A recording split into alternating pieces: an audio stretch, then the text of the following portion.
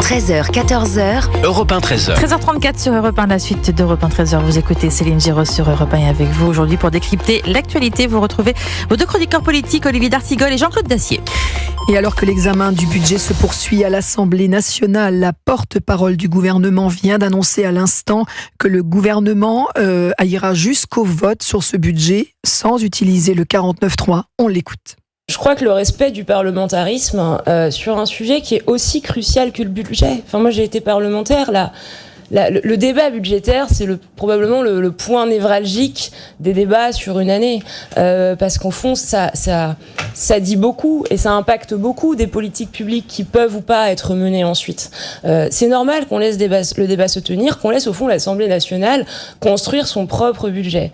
Et donc, on reprendra les débats le 5 novembre sur le projet de loi de finances et notre objectif n'a pas varié. Nous voulons laisser l'Assemblée nationale s'exprimer et aller au vote. Voilà, Maud Bréjon, il y a quelques minutes à l'issue du Conseil des ministres, pas de 49.3, une rupture de méthode qui avait été annoncée dans le discours de politique générale du Premier ministre Barnier, avec une petite entourloupe peut-être, c'est donc très certainement l'article 47.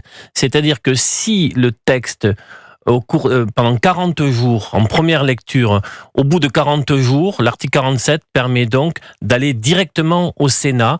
C'est une façon un peu plus moins violente, j'ai envie de dire, que de sortir, de dégainer le 49.3 comme l'a eu fait à de nombreuses reprises Elisabeth Borne. Mais donc, ils tiennent l'engagement sur ce changement de méthode avec le respect du Parlement. Parce que je ne vois pas comment on peut aller dans un vote à moins de 40 jours dans le charivari actuel.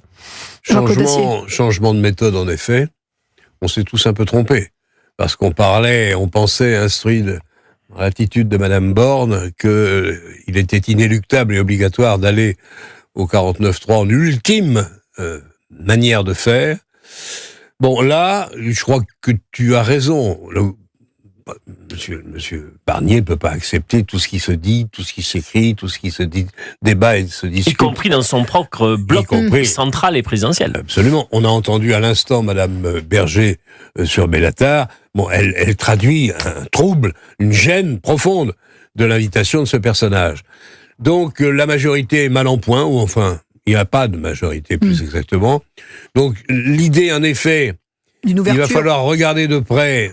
Au-delà de 40 jours, c'est ça, hein ? C'est le 21 novembre de date. Au-delà de 40 jours, si l'Assemblée n'a toujours pas été invitée à se prononcer et à voter sur un texte remanié par le gouvernement, etc., ça part au Sénat. Mais après, le Sénat fera son affaire. Et là, il y a une majorité républicaine, il n'y aura pas a priori de problème. Mais après, on revient en commission paritaire. Et ça repart en vote ultime, en décision ultime à l'Assemblée nationale. Exact. Que chacun nous pardonne, là, au bout du poste, mais c'est compliqué. Mais en même temps, la situation politique est impraticable. Il faut pourtant que ce pays se rende compte que s'il ne se remet pas au boulot, ça va mal finir.